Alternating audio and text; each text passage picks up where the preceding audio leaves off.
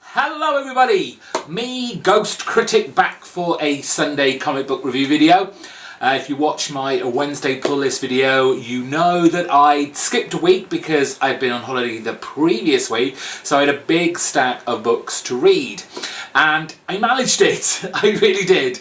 Only just this morning I finished them off. And I thought, what the hell, let's do it all. But I'm going to do something a little bit different, as those regular viewers watch will know that I do from worst or least enjoyed to my pick of the week.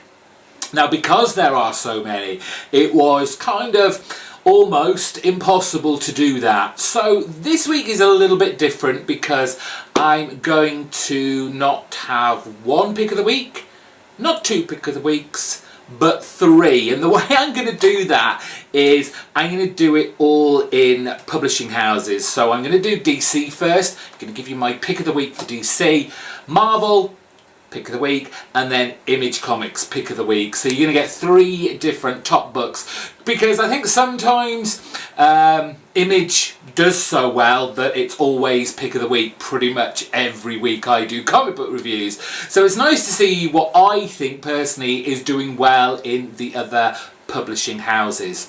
So with that said, before we kick off, just a reminder, I'm going to be talking plot points, cliffhangers, so spoilers. If you haven't read any of these books that I raise aloft, fast forward the video until you don't see that copy anymore, or pause it, run off, read your copy, come back. Whichever way suits you is alright with me. Right, let's get on with it. Okay, we're going to start off with DC. Quite frankly, I'm happy that I said on Wednesday that I am indeed dropping Wonder Woman, because this particular issue, number 34, didn't make me feel any better about reading this title anymore. What we have is, or what we've had for several issues, is the death of a lot of Zeus's children. We saw the death of Hercules at the beginning of this story arc, and it's kind of rolled from there, where all these people are dying. Wonder Woman is out looking for her brother, and in this issue we see them reunited, and everything looks all happy and fluffy, and they're so happy to see each other. But something was in the back of my mind niggling away, and there are a few books this week that follow the same kind of path. And I've already given the spoiler warning, so here we go. Her brother, Jason, despite the lovely reunion, them getting on with each other, getting to know each other, Jason's a baddie. He has been fooling Wonder Woman for this whole issue, wanting to reconnect, missing her, knowing that she was out there in the world but had made this secret oath to one of the original Argonauts, that he would keep a very low profile. But in fact, he's sided with Grail, or at least it seems to. Grail is the daughter of Darkseid, who has been actually going around killing all of these Greek gods and goddesses, all these sons and daughters of Zeus. And I just could see it coming. It was one of those things where, like, they're getting on too well, there's a whole heap of talking going on, something is going to go wrong, and indeed it did, as Jason and Grail take down Wonder Woman, because, well, there's Grail and there's Jason, and they're both big heavy hitters.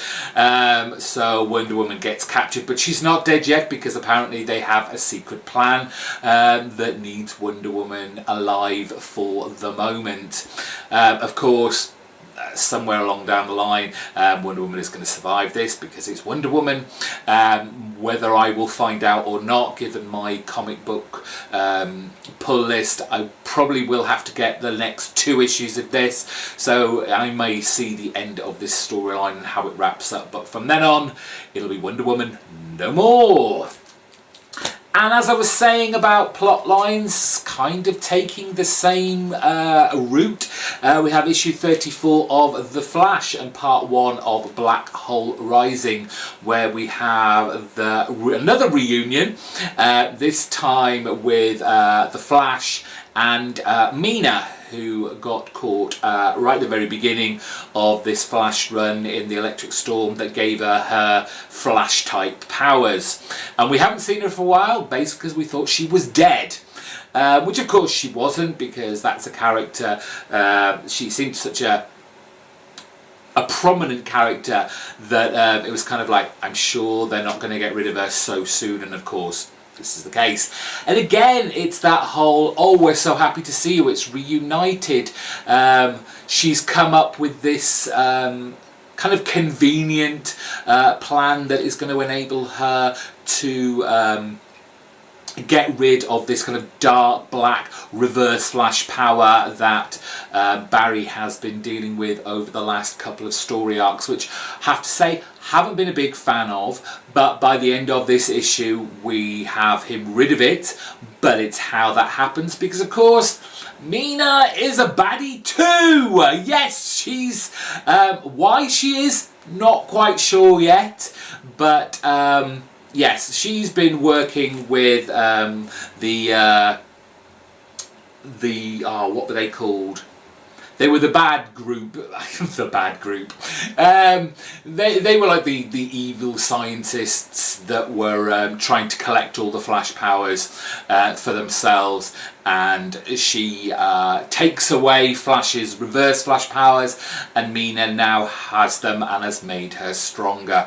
So here we are with a new villain with emotional ties to Barry in the Flash, how he's now going to take Mina down and what that will mean for their... They did have a kind of a relationship before he kind of kicked it off with Iris, which is why this cover is incredibly misleading. They don't kiss, they kind of almost do. You can feel the sexual tension between the two as the conversation goes, but I'm guessing that's been put to rest now. Although she's done something kind of good for Barry in removing the dark kind of reverse Flash energy from him that apparently was killing him from inside, because his kind of good Flash powers and the reverse Flash powers were kind of fighting for dominance inside and basically pulling Flash apart, which is why he felt so drained when he used the powers, why he was causing so much destruction on the outside that his regular Flash powers never used to. It was okay, but again, it was one of those story plot points that I'm like, really? You're doing that again? I could see that coming a mile away. But The Flash has been sufficiently good for me to continue reading. It's not a book that I'm looking to drop just yet. Normally this wouldn't be so high, and not because it's a terrible book. It's just so out there. It's so of the creator's vein. It is issue 5 of 6 of Bug, The Adventures of Forager. And whether it's because we've had a bit of a gap since the last issue, and I don't really think it is, because I think I would just have been just as confused, but none of the issues really seem to connect. It's much like the problem that the Commandy Challenge has. They feel like kind of done-in-one stories with a very, very loose and tenuous link to the next one, and it just feels a little bit of a confusing psychedelic acid trip mess, but a mess almost in a good way. It's very lovely to look at. I love the Old Reds when they do this crazy kooky artwork. It kind of suits this storyline that's so out there and crazy and silly, but I think a little bit of editing perhaps, and just, I'm not saying that the story has to be particularly linear, because that kind of makes for a boring story, let's be honest. But let's just tone the craziness down. With one more issue to go of this 6-issue mini-series, I can't imagine the last issue is going to be like, these are all the answers, this is where it all wraps up. It's going to be just as crazy and silly, and the ending is just going to make you go, what? So it was fun. It was a light respite after the last two, and that's why it's kind of middle way through the 5 DC books that I picked up this week. So the penultimate book of DC this week, it's number 10 of Super Sons, written by Tomasi with artwork by Louis, and I've said this time and time again, but I still feel the same way. It's fun, it's fresh, it's youthful, I think it's adorable, and it is like this shining bright light within all the murky seriousness of the DC universe. This is a kind of done-in-one story where Batman and Superman provide Robin and Superboy their own headquarters, which is under the sea in this kind of disused underwater lab that they've kitted out for them, so they have a base of operation to work from, and it's just, like I say, it's just adorable. Superboy is full of energy and life, and this is really exciting, and of course Robin is the cynical, what's really going on here, there's got to be a catch somewhere, and he's just kind of like the deadpan serious boy. But I love the way that John Superboy is slowly but surely bringing out the kid in Robin. I just love the bit where they're on top of the car and Superboy is showing Robin how it feels like, the exhilaration of flying as they kind of hold on to the kind of roof of this truck that the Superman and Batman are driving for them. And again, it's just that exuberance of life that this book has, and it's just a great read. I'm really looking forward to the next issue and what Tomasi can bring to these two, and what dangers he's going to put them into next. But great stuff, fantastic. So my pick of the last 2 weeks for DC, it came out last week, but probably still resonates with a lot of people this week. It is Mr. Miracle issue number 4. Now, I know I've said that, I've been not a bit mean, but it's one of those books that I feel the hype is around this book is bigger than what is actually going on in here. Not to say that this book isn't a fantastic and compelling read. It's my pick of the week, so take that as you will. But let's be realistic here, and maybe it's just me as the reader, like you say, this is my personal opinion on this. I'm very confused, sometimes in a good way, sometimes in a bad way. Sometimes in a good way because, as with most of my books, I don't want everything laid out on a platter for me. I don't want it to be like Wonder Woman, I don't want it to be like Flash, where it's obvious what is coming. And then there's the kind of, and Mr. Miracle does this very well, Tom King does this very well, Mitch Gerard does this very well. But on the minus side, there's that confusing where it's just overwhelming to me as a reader, in that it makes me feel stupid, because I'm not sure if I'm meant to be understanding what's here or I'm missing something. It's not a book that is easily read quickly, so it's not like I'm missing something because I'm just like reading through it very quickly, because it is a dense and it's a dense book that needs the time to be read, because this book is, the word play in this book, the way certain words are chosen, it's just masterful by Tom King. It is. There's no denying that. As we have this this court scene, and already it's kind of out there because it's not in a regular kind of courtroom setting. This is taking place in Scott Free's living room.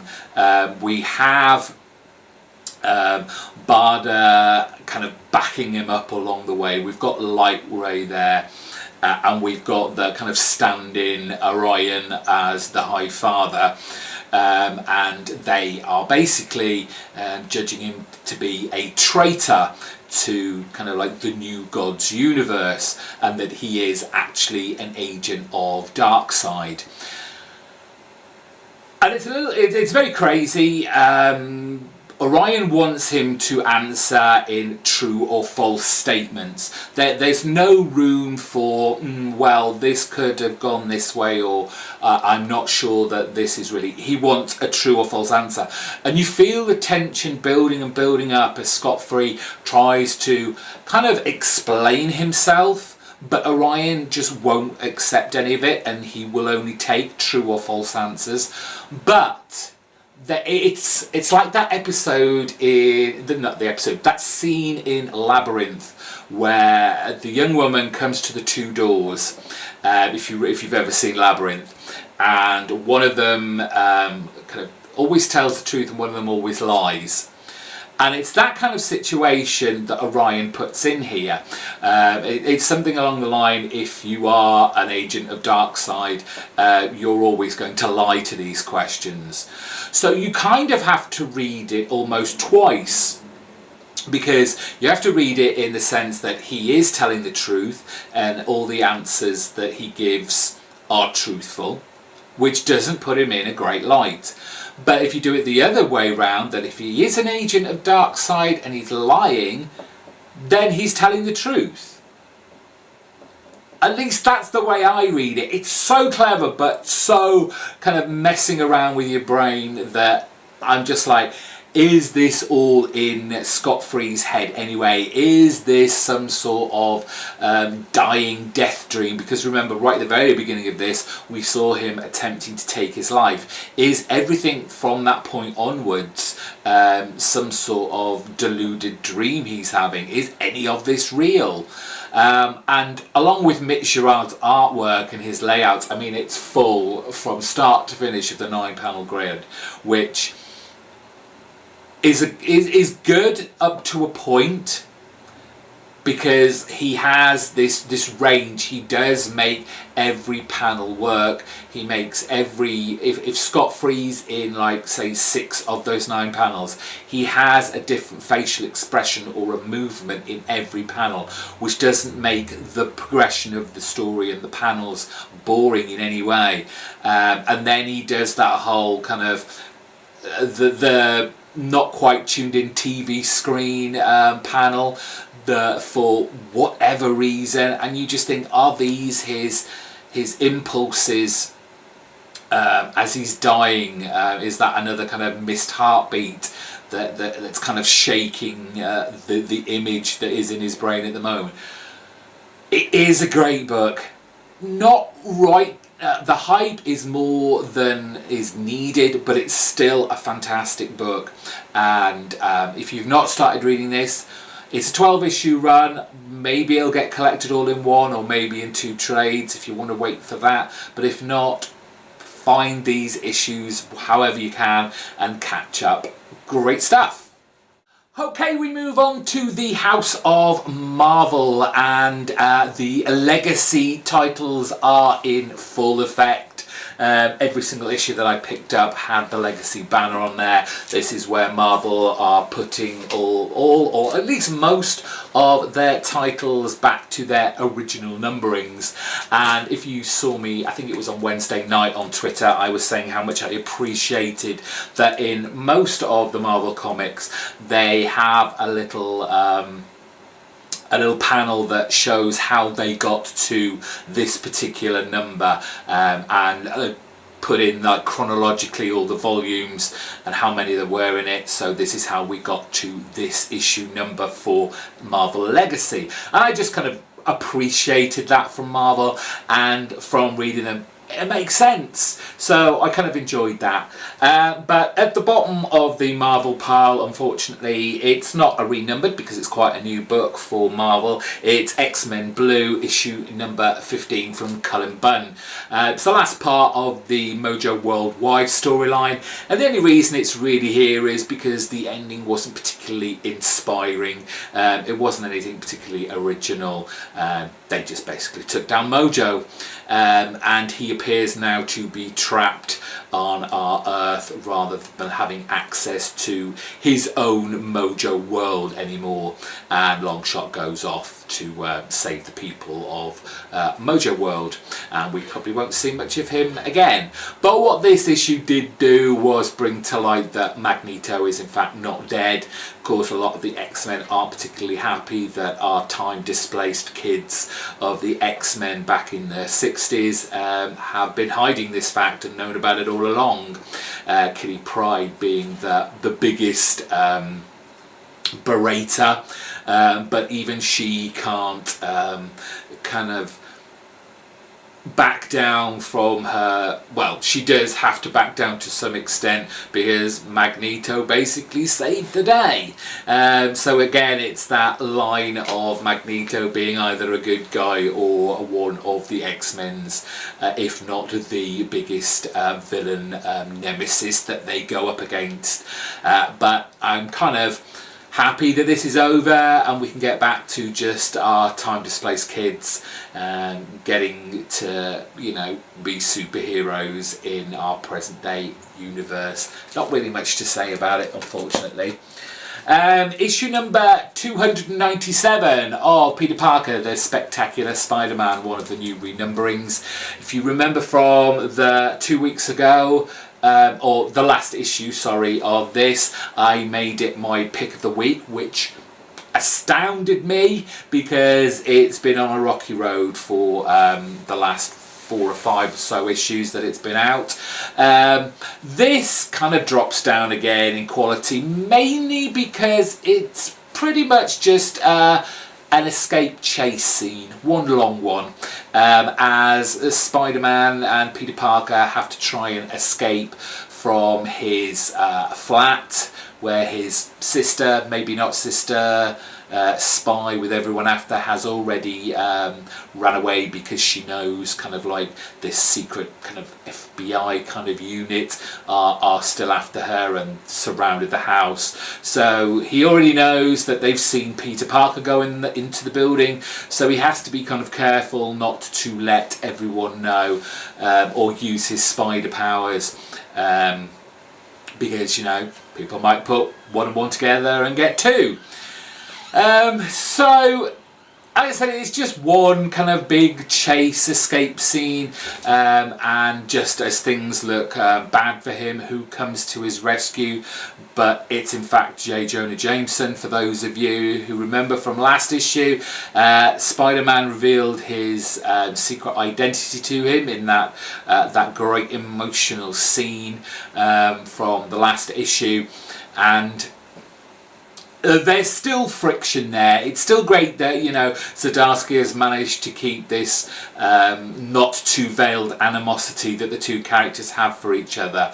But what Peter asks Jonah to do is get him to Aunt May's because he wants to make sure that she's okay. But when he gets there, she is being carted away as some sort of villain, and Spider-Man decides to give himself up.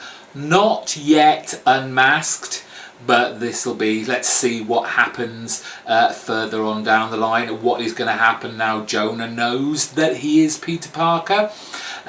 This kind of, I mean, I've known this has been going on for years and years, and it gets retconned and they hide his identity so many times that this kind of unmasking of Spider-Man, it's a little bit done to death now, and doesn't seem to have, although the last issue did have a great impact to the issue, doing it again and again, it kind of lessens the impact of it.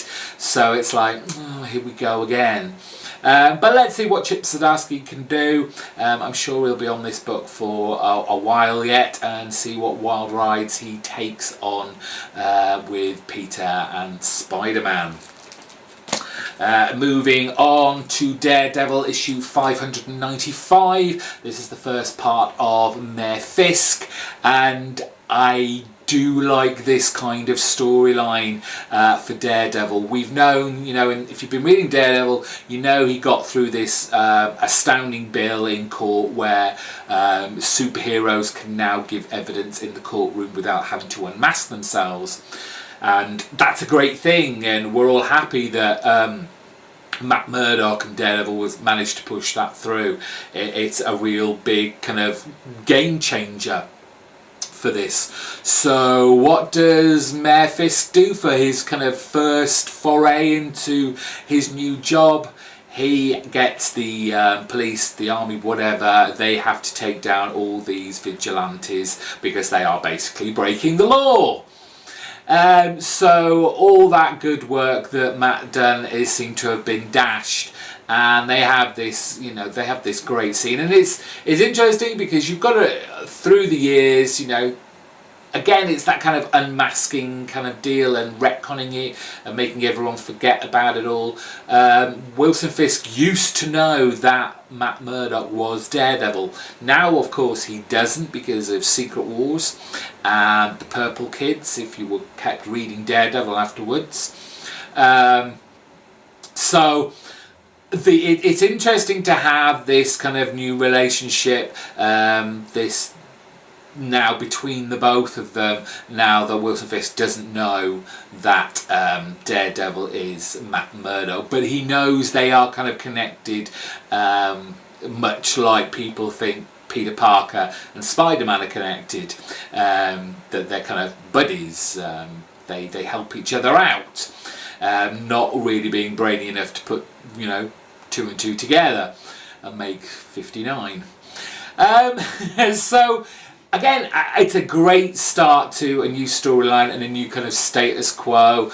It's a bit convenient, but it's comic book convenience that Wilson Fisk, despite having that seedy past of being a crime lord, that just because he got his kind of his campaign in at the last minute, that he can now be go along this kind of party political run for mayor, and he wins because he's apparently someone new and fresh.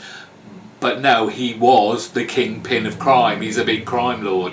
Is that really what you want for your mayor? And I suppose there's reflections on what is going on in America at the moment with the presidential run. And what do I think about that? The writers are going to do what they want, whatever their political leanings are, they're always going to try and get that into their books. It's happened decades and decades. This is nothing new. It's just more prevalent because the scope of what we know or have access and what we're privy to now is so much bigger than, say, 20, 30 years ago.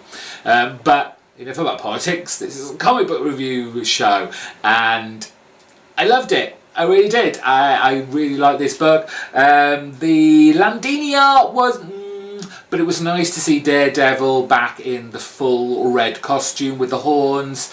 Really enjoyed seeing that traditional outfit back because it's iconic. It is Daredevil.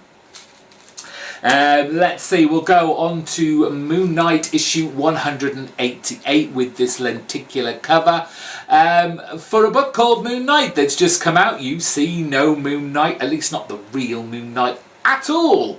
And that's crazy, but it was crazy in a good way, because what we have is the story of this kind of psychologist in, I guess, a mental hospital. And she's obviously treated Mark Spector because she knows a great deal about him and his kind of psychosis, dual, triple personalities, etc.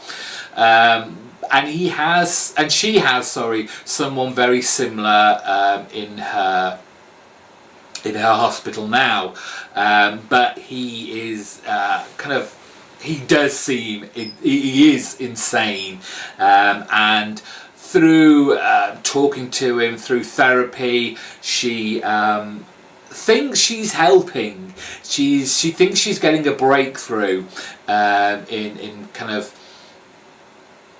bringing him to normality, but the breakthrough is actually for the patient in realizing that he is an avatar for the opposite, I guess, of Khonshu, and that's Sun Ra, the kind of Egyptian god of the sun.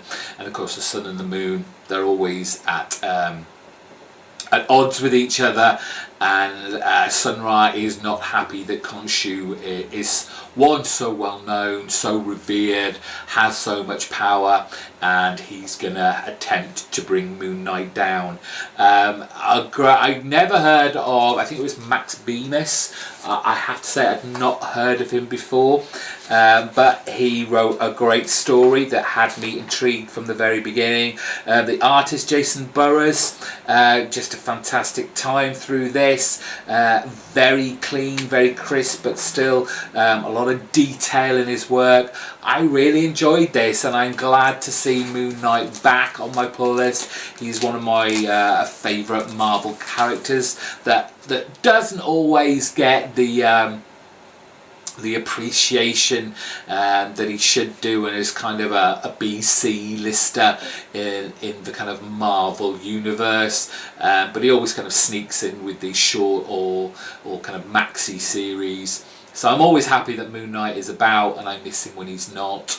Hopefully this can go on for just that little bit longer. Right, we're up to issue 381 of Doctor Strange, and it is time for Donny Cates to take over our magical book.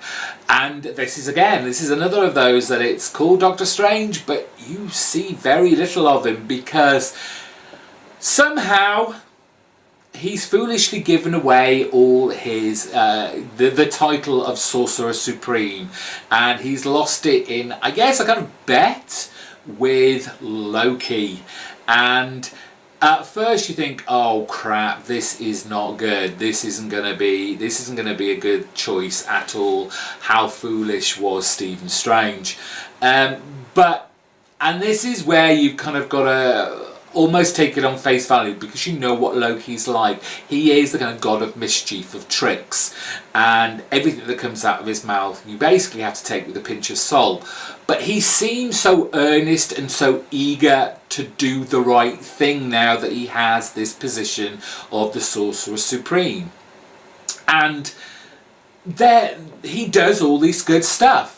But at the same time, he just can't help himself but be that kind of arrogant, self-assured, kind of overly confident guy, and kind of really gives it to the rest of the magic community in that kind of secret bar that they have. And it comes down to Thor. This is the Jane Foster Thor. Comes down to kind of go, look, what are you up to? You know, give Stephen back his powers. It's like, well, no, it was one fair and square. And when we actually find out where Stephen Strange is now, he is just a regular Joe at a regular Joe job, because, you know, we know he used to be, you know, a fine surgeon that had, you know, kind of hands of magic in the surgery until his accident. And he goes back to that, but in a very unlikely way, in that he is now a veterinarian. He's saving the lives of cats and dogs and parrots and the like. I don't know why I just chose those three, but he's basically a veterinarian, and that's what he is living his life for. So the status quo of Doctor Strange has been turned absolutely upside down. I don't know what's going on, but it was good. It was like a fresh of breath there. A breath of fresh air, not a fresh of breath there. And I just really enjoyed it. It was a fun, different way of looking about, let's have someone whose morals, whose outlook on life has been less than good. Loki is seen for the most part as a villain, despite the fact he often has to team up with the good guys to get to a certain point. But yeah, great fun stuff. And the artist on here, Walter, with obviously Jodie Belair, who, you know, you're not going to say anything wrong about her colours, she's fantastic. But the artwork on here was really good as well. I'm really looking forward to now what Donny Cates can do with this book. So good stuff, that man. My pick of the week for Marvel. Oh, this was so good, and I'm so happy that he's back to being a badass and it doesn't look stupid anymore. It's the Punisher. Yes, issue 218 in our Marvel Legacy numbering. This is written by Matthew Rosenberg with art by Villanova, with colours, I'm guessing, by Lowridge. And this is Punisher. Oh, it's so good. There's a seriousness to it, despite the kind of bombastic explosions and the violence and the fact that, you know, I think it was who was that? I think it was Adam. I think it was Adam, Dr. Monkeybot, who kind of said something that I kind of agree with, but kind of don't.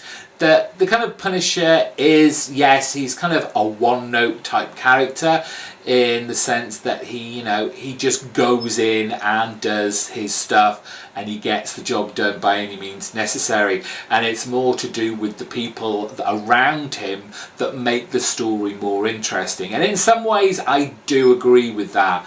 On the other side, where I don't agree with him, I mean, there's the great Rick Remender run, which just was fantastic and really made a lot of Frank Castle, really kind of fleshed out more of his persona and made him less of that one-note character. But there's just something about the Punisher that I love, and him getting his hands on, or basically being given, the War Machine kind of Iron Man costume with all the gadgets and the stuff from is his name Nick Fury? It's the son, I'm guessing, of Nick Fury, the original, the one with the patch on, the black guy now, the one who's meant to be Samuel L. Jackson. But they kind of have this uneasy mission between themselves, where Punisher is going to get the now defunct Shield out of a little bit of a predicament. But it was great from start to finish. That, you know, there was that darkness, there was that element of danger, there was the big explosions, the bloodshed, the guns. It was all just great from start to finish. And this is what I wanted from Punisher since Becky Cloonan decided to take a shot at it and failed miserably at. I'm just going to put it out there. I'm sorry, Becky, it wasn't a good run, but Matthew Rosenberg, he's brought it back and I love it. So we end today's video with the House of Image, and there were some great books, and I think if I had to do all of this in one go, it would have been a tough choice rather than putting them in this separate houses like I have this week. But something always has to be at the bottom, and unfortunately, because there are elements of this I do like, but it's Seth M. Peck and Jeremy Helm's The Realm, issue number 3, and I just feel that they've bitten off more than they can chew. They've added too many elements and genres into one book, and again, I think that editing tool would have made this book so much better. I mean, on the back it says, you know, it gives you like the genres that this book holds, and it's got action, fantasy, horror, science fiction, which while all separate can be really good. If you add a couple in with each other, they can be really good, but adding all of those into one book is a hefty feat, and I just don't know if these creators have got the chops to do it, because I'm very confused. The start of this book, this particular issue, felt like it was some sort of flashback, but I'm still now not sure whether it was or not, because the characters, again, this is another book that has a lot of characters in. I don't think I probably name you one of them, and that's the main guy. I think his name's Will, the guy who takes on these jobs that and helps people get across these kind of badlands of the realm. But there are so many characters, and I've not yet, after 3 issues, kind of identified a good 80% of who they are and what they look like and how they act, which makes it very difficult to get what scene is happening, because sometimes the characters look very young, and I think, is this kind of a flashback to another story, to another path that they had to do? But then I think, well, no, I think it's just badly drawn sometimes. But there is, I mean, like I say, there's elements of the fantasy. You've got dragons in here, you've got orcs, there's the horror in here, with the kind of blood and guts and that, and there's the action adventure as they're trying to escape from this kind of army or band of orcs that are following them, and some big mysterious huge monster that you basically just see a tentacle of as they try and escape through this building. But there's just too many people there at the moment for me to get a good handle on where this book is and where this book is going. And again, it's one of those kind of stories that you don't know which of these characters, one, you should be rooting for, and two, that you should be trusting, because everyone seems to have, seems to be particularly paranoid or have issues with others, and they seem to be picking up more and more people as they go along. So maybe just a kind of a step back, a slowing down of the action. I know people like to have it racing along at the very beginning to feel, you know, that this is an exciting book. If you make it too slow, too character driven, then people complain that the book is too slow to read and they kind of drop off. And I can imagine that it is difficult to kind of weigh up those two ways of starting your story off. Do you go all guns a-blazing without very much character progression, or do you boost, you know, your character progression and just take it at a nice slow pace to begin with, so you can enjoy and get to know these characters and connect with them? And I'm not connecting so much with this book yet. We'll see. We'll be getting this for a few more issues, I'm sure, because the universe is interesting. It is something that you know, fills me with excitement, but they're just not doing that good a job yet. This really shouldn't be so low this week, but there was a lot of good Image books, and that's Jordie Bellaire and Vanessa Del Rey's Redlands, issue number 4. However, I did again feel a little bit off with the art. The characters in here, they seem to not look like they have done in previous issues, and that kind of threw me a little bit. What time is this taking place? No, it's still in the present, but they do look a little bit different, and I wasn't sure who was who.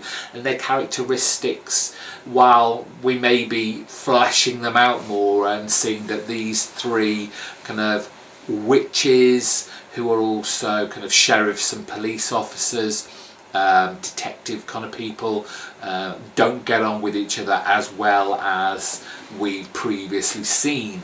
At the end of last issue, we saw one of them had a kind of near-death experience as they took down very quickly, I have to say, the serial killer that they've been hunting for the last 3 issues. I thought that would go on for a lot longer, but Jordi Belair seemed to want to wrap that up pretty quickly.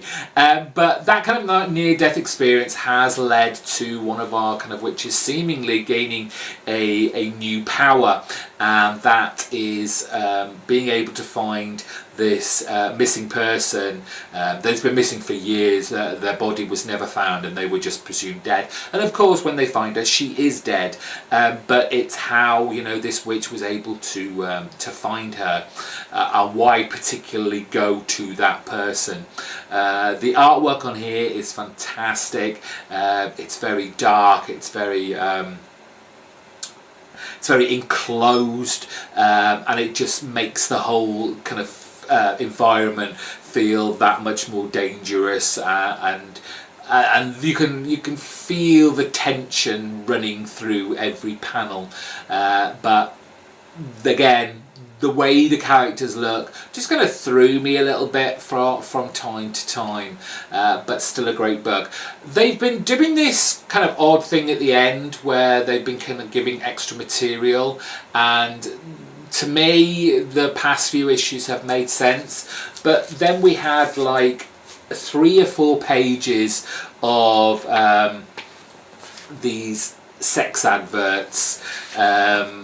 It just kind of went on, and I was kind of looking at them and thinking, am I missing something? Am I meant to be reading these and finding some clues to maybe the next storyline? But I just couldn't really see them. They were just names of these sex workers, and what they like. I'm not going to go into much detail, but it just kind of went on and on. I just thought, well, why are you doing this?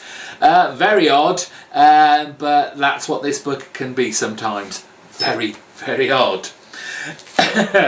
Let's move on to our next book. I just put this away, sorry. I just had to show those. It was just very strange.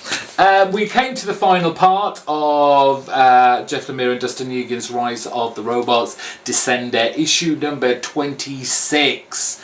The finale to this current story arc, where indeed the robots did rise. We cracked off this very exciting book with Tim 21 and Telsa finally taking down Tim 22. That robot just wouldn't stay down. He wouldn't stay down until Telsa managed to just basically stomp on Tim 22's head, saving them both. But the robot's plan is in full effect. It's on. And what has happened is there have been robots infiltrating all the planets, and it's a bloodbath, where it's kind of a reversal of what has been going on over the kind of last 25 issues, where the human race that have been kind of like so paranoid about the robots from the time the Harvesters last came and destroying all of them and ensuring that there are no more robots on Earth. Well, it's now the robots' turn to kill all human life on every planet. And for those of you who bought this, there was... I was kind of disappointed, but not so much because it was still fantastic. But it did have this wonderful kind of 4-issue fold out of all the planets being massacred by the robots, all the... not just the humans, but just like the living creatures, the inhabitants of all these planets being massacred. And you just thought, well, where can this possibly go? And it ends on almost a very light moment, but enough that if you are still reading this, you're like, oh, I need to know what's going on now, because we have Tim 21 and Telsa finally finding this kind of underwater station on this planet. I think it was called Matter, and it's full of these robots, but they appear to be benevolent. They're not attacking. They're certainly not attacking Telsa, and we see the leader of, or maybe the maker of these robots is kind of an old, almost kind of Gandhi-esque looking guy, and they've obviously all been waiting for Tim 21 because he's always seems to be the guy who's going to be the saviour of perhaps all mankind and robot kind. But just a fantastic sci-fi jaunt. Love Descender, always great stuff. There was a ton of good books, which is maybe why this isn't as high as it normally would be, but still a fantastic book, and I urge you all to go out and support this so it keeps on going.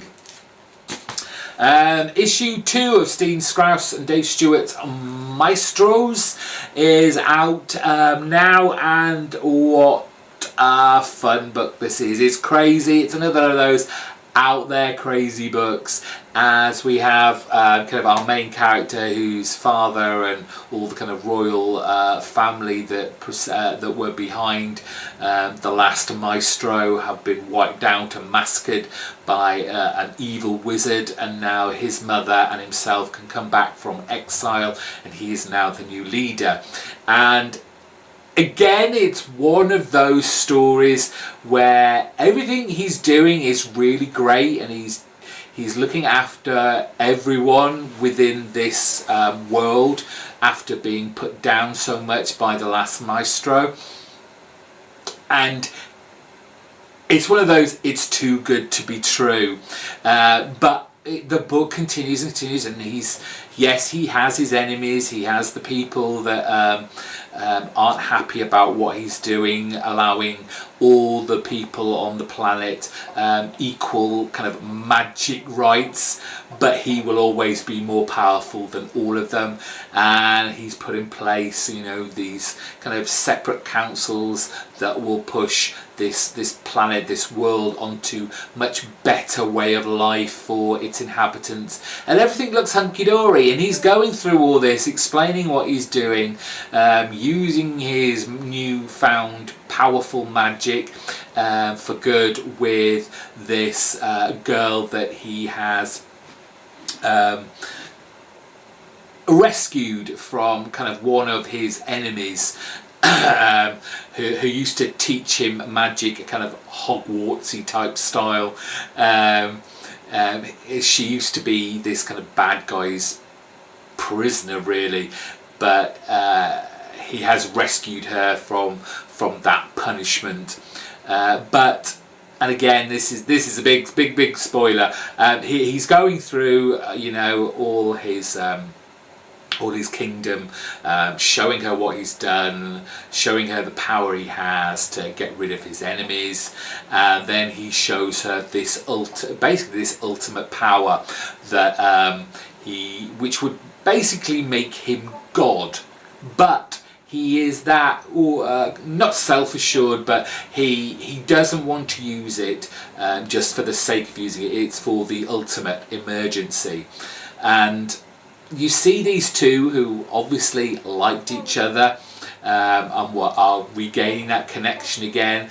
And like I said, it's one of those moments that everything's too good to be true, and you know that something's wrong here. Something's going to bring about his downfall. You just don't see it coming as soon as this, and it's the finale page. He's showing her this great magical book that is going to make him God if he so desires, and she basically smacks him on the head with a big rock, leaves him in the middle of some magical circle, and walks off with the book. And you just think, shit, that is a way of doing it without me knowing.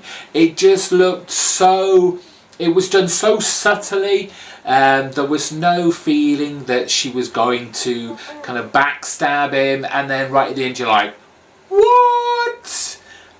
So well done. The artwork here by Dave Stewart, and the colours by Phonographics, is just fantastic. So much detail, so much colour, so much imagination. It's going to be a great book. It's going to be a fun, exciting, entertaining, and I think there's going to be a lot of humour in this book as well. So I urge you to go and find these two issues if you haven't tried them out yet. Penultimate book of the week, it's another Jeff Lemire. It's Royal City issue number 7, and we learn more about Tommy's ailments as he goes to the hospital for some more tests, and we find out there's something wrong with his brain that may or may not be it may not bring about his death, but obviously we know he's going to die, but perhaps it won't be because of the brain. We don't know yet. But what I love about this book is that it's quiet. It resonates with emotion. These are kind of like, it feels silly to say, but these are real people's lives, and they're dealing with real life issues. And I like the fact that Lemire has gone back in time to tell this story, because we've seen all these characters in the present day, but we now need to know how they've got to that point. It's like the father of all these children and his obsession with the radios. He's got this huge collection of radios, kind of both old and new, and in this issue we find out how that all started. But Jeff Lemire just has this lovely kind of lilting storytelling style that just draws me in, and it's so beautiful and calming to read, despite the kind of tragic nature of the story. You can feel the compassion that the mother has for her son, and when she says, you know, she really loves him, you can feel it. And Jeff Lemire has always had this quality about him, I feel, in his work, that he really has, he's really able to show real human emotion in a panel, and it just floods out of here in downpours of emotion. I love this book. It's just one of those special books that I will always love, and I'm definitely going to be coming back to if and when this book ends. So, what was the book that hit the top spot for Image this week? It was Jonathan Hickman and Dragotta's East of West, issue number 35. Now, I don't know whether this book is culminating to its ending, but things by the end of this issue certainly seem to be ramping up to a climax. But what we have before that, a quick early kind of prologue interlude with the 3 horsemen of the apocalypse.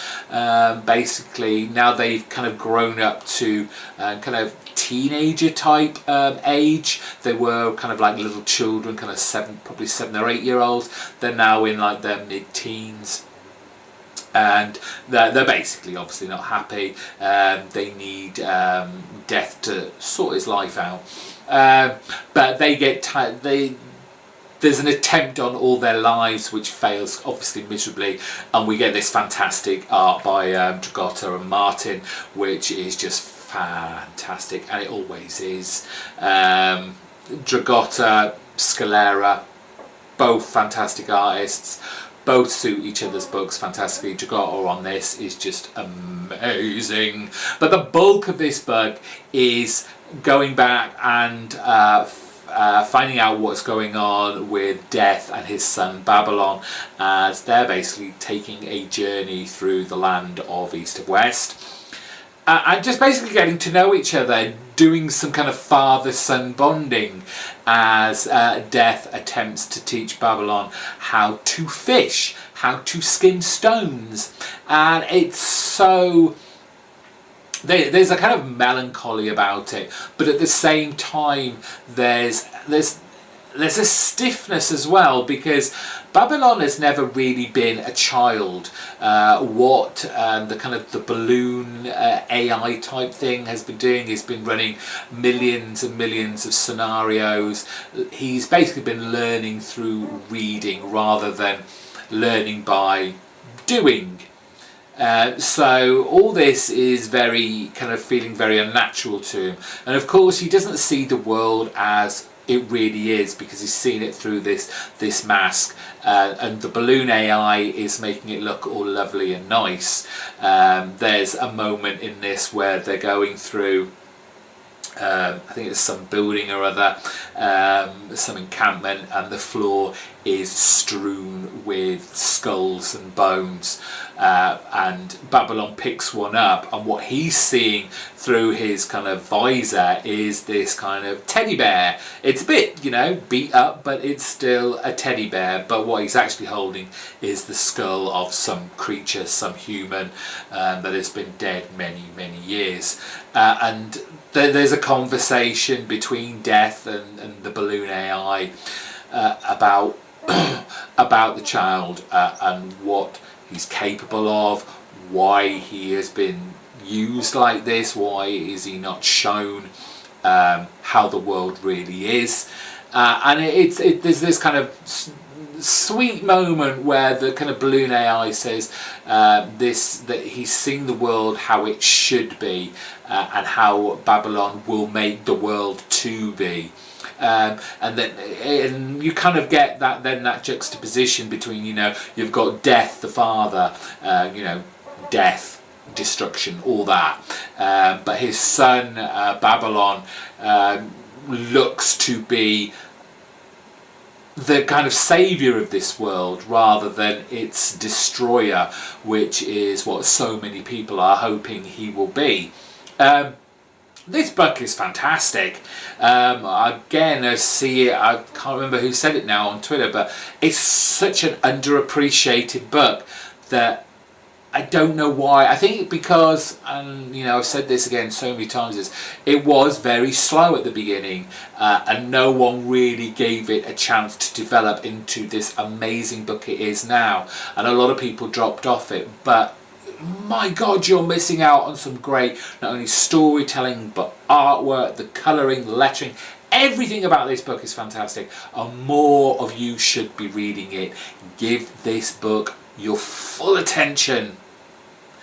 And that's it for me this week. I hope you enjoyed that. It has gone on a while. That's why I'm going to stop now. Thank you for watching. Don't forget to subscribe, like and comment. Bye bye.